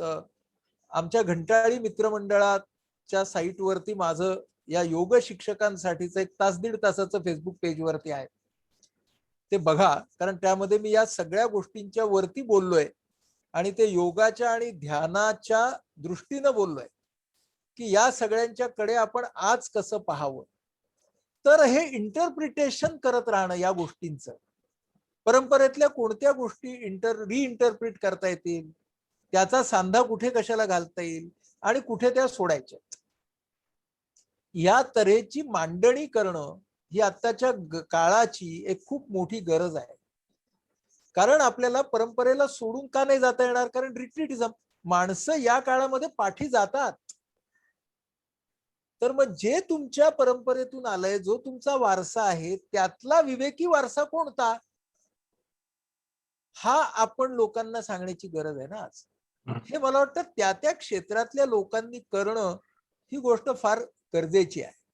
आणि ते करत असताना म्हणजे आता एक पटकन सांगतो की आपलं आवाहन IPH हे युट्यूब चॅनल आहे. तर आपण त्याच्यामध्ये असे खूप सारे प्रयोग केले आहेत. तर आवाहन IPH हे निशुल्क चॅनल आहे, only channel that is dedicated to mental health. आणि आत्ताच त्याने 96,000 सबस्क्रायबर्स आम्ही केलेत. We are going towards 100,000 subscribers. मनोरंजनाचं चॅनेल नसताना.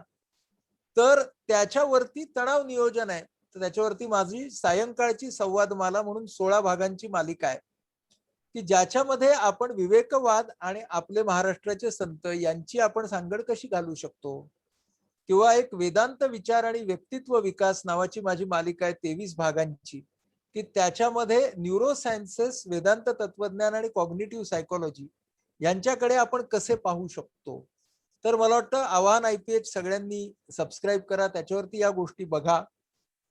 आत्ताच्या काळामध्ये अशा तऱ्हेचा विवेकवाद यावा म्हणून रॅशनल इमोटिव्ह बिहेवियर थेरपी, विवेकनिष्ठ मानसोपचार पद्धती, यावरती EPlog मीडिया या वेबसाईट वरती माझा मनाचा पॉडकास्ट नावाचा दर आठवड्याला कार्यक्रम सुरू आहे.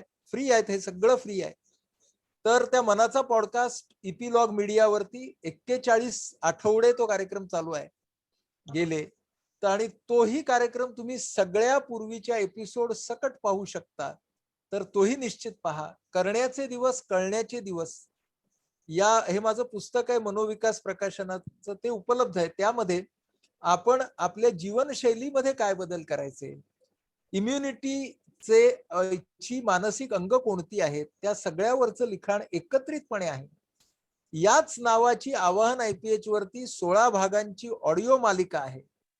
तर ह्या सगळ्या गोष्टी गेल्या सव्वा वर्षामध्ये तयार झालेल्या आहेत माझ्यासारख्या लोकांच्या आणि आमच्या संस्थेच्या माध्यमातून. तर त्याही आपण अभ्यासाव्यात या काळामध्ये.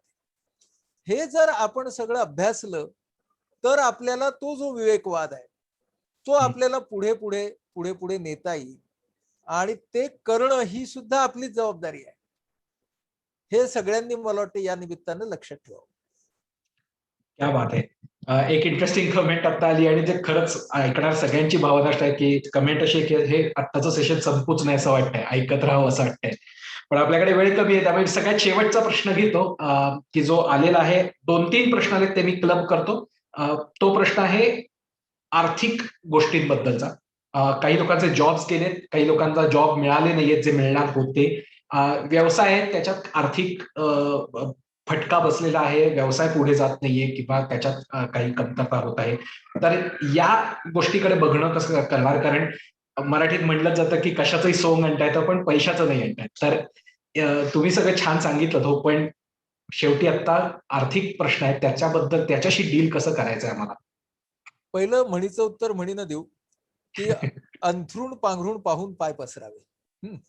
तर त्यामुळं आत्ताची जी वेळ आहे ना ती गंभीरपणे सर्व उद्योजक आणि व्यावसायिकांच्या साठी आपल्याकडे असलेल्या रिसोर्सेसच्या, संसाधनांच्या मर्यादा काय आहेत, त्या मर्यादेमध्ये आपण पुढे वाटचाल कशी करणार आहोत, या सगळ्यामध्ये काही नवीन शक्यता आहेत का, आणि आपण सतत पर्याय कसे काढत राहणार आहोत, ही सगळी आव्हानं असणारच आहे.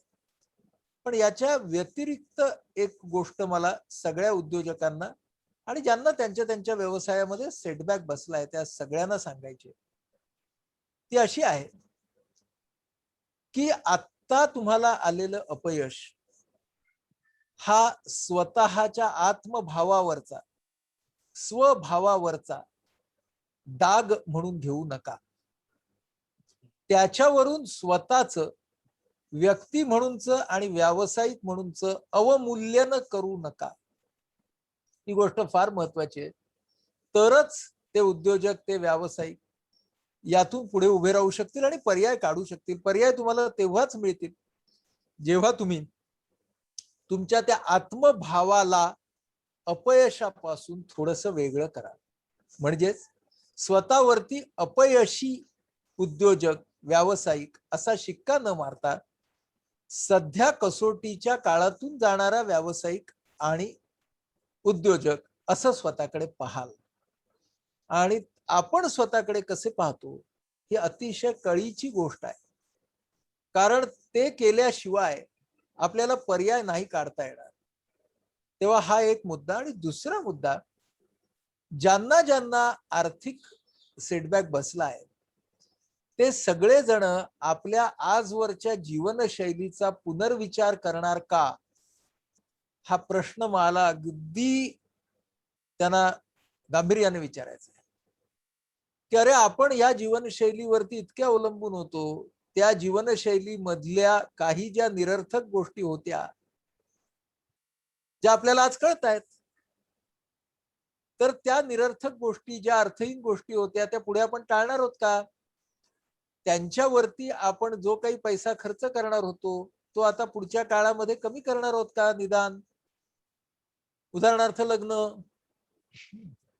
तर आता पुढच्या काही काळामध्ये लग्न कमी भपकेबाज होणार आहेत का? की तरी सुद्धा आपण याच्यातून काहीच शिकणार नाही जीवनवृत्तीबद्दल? खर्च करून तो दाखवण्यातून शेखी मारण्याच्या आपल्या वृत्तीबद्दल. म्हणजे या तऱ्हेची आर्थिक तंगी आपल्याला आपल्या सगळ्या ज्या प्रायोरिटीज आहेत खर्चाच्या, आपल्या जीवनशैलीमधल्या दिखाऊ गोष्टी आहेत, त्यांचा पुनर्विचार करायला लावणार आहे का? ही गोष्ट मला फार महत्वाची वाटते. आणि ती लोक पटकन शिकत नाही आहेत असंही माझं ऑब्झर्वेशन आहे. उदाहरणार्थ, पहिल्या लाटेच्या नंतर जेव्हा लग्न पुन्हा लागायला लागली मधल्या काळामध्ये, तेव्हा लोक 50 आणि 100 जो काय डोक्यांची संख्या नियंत्रित ठेवा, अर्थात ते थोडे अपवाद सोडा जिथे 1000 लोक आले, पण सर्वसाधारण मध्यमवर्गीय, उच्च मध्यमवर्गीय लोकांनी 50-100 पाळले. बरं, पण डोक्यांची कमी संख्या वगळता खर्चाचा एकही आयटेम कमी झाला नाही. तसाच खर्च, फक्त 100 लोकांचा. एकही आयटम कमी नाही झाला. कारण हे काही लग्नांना उपस्थित राहण्याची संधी मिळाली म्हणून सांगतो. त्यामुळे बाकी सगळं तसंच होतं. मग म्हटलं कुठला पुनर्विचार या सगळ्यामध्ये? पण तो करायची गरज, कारण आता या नंतरच्या काळामध्ये तर गोष्टी अजूनच त्रासदायक होणार आहेत. पण हा पुनर्विचार करण्याची संधी आहे, हे तुम्ही आणि मी विसरता कामा नये. क्या बात आहे. आपण थांबूया इथे, कारण तुमचा लगेचच पुढचा इव्हेंट आहे. तुम्हाला थोडीशी घशाला शांतता मिळावी, आराम मिळावा. आपण ऑलरेडीच खरं तर 5:30 पर्यंतच घेणार होतो, पण 20-25 मिनिटं डिले केलेला आहे. त्यामुळे आपण थांबूया. डॉक्टर नाडकर्णी, तुम्ही आलात. फारच अफलातून हे सगळं सेशन झालेलं आहे. IPHचं जे दिलासा आहे आता चालू आहे इनिशिएटिव्ह, त्याचं पोस्टर माझ्याकडे आहे, तर ते आपण परिवर्तनच्या पेजवरती शेअर करू, ज्याच्यामध्ये सगळे तपशील पण आहेत. आणि त्याच्याच कमेंट्समध्ये आता ज्या लिंक्स डॉक्टर नाडकर्णी यांनी सांगितल्या, मग त्या आव्हानच्या असतील किंवा त्यांच्या पॉडकास्टच्या असतील, त्याही टाकू. म्हणजे एकाच पोस्टमध्ये सगळे तपशील सगळ्यांना मिळतील आणि त्याचा फायदा सगळ्यांना घेता येईल, आपल्या सगळ्यांनाच घेता येईल.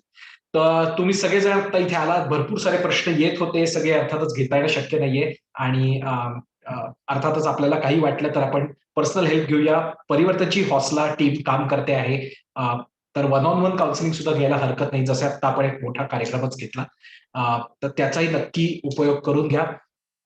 Thank you doctor Nadkarni. येस, मी परिवर्तनच्या टीमसाठी नॉन सायकॅट्री विषयावरती सर्वांच्या बरोबरचा गप्पांचा कार्यक्रम, हा, ही तुमच्या टीमच्या साठी माझं कौतुक म्हणून देत आहे. क्या बात आहे. Thank you, thanks a lot. Speechless. Thank you. तुम्ही आलात आणि खरोखरच बिझी शेड्यूल मधनं रविवार पण काढलात नाही. मी पहिल्यांदा जेव्हा वेळ विचारली तेव्हा आय वॉजंट शुअर की रविवारचा वेळ आपल्याला मिळू शकतो का, पण अनेक परिवर्तनचे कार्यकर्ते हे वर्किंग आहेत, वर्क फ्रॉम होम करतायत आणि इतर दिवशी कदाचित त्यांना जॉईन नसतं होता आलं, पण रविवार असल्यामुळे त्यांना आज इथे जॉईन होता आलं. अर्थातच जे जॉईन नाही होऊ शकले त्यांना फेसबुकवरती तो व्हिडिओ बघता येणार आहे. त्यामुळे थँक्यू, मनपूर्वक धन्यवाद. तुम्ही आलात आणि आजचं सेशन घेतलं. थँक्यू. आपण थांबतो इथे.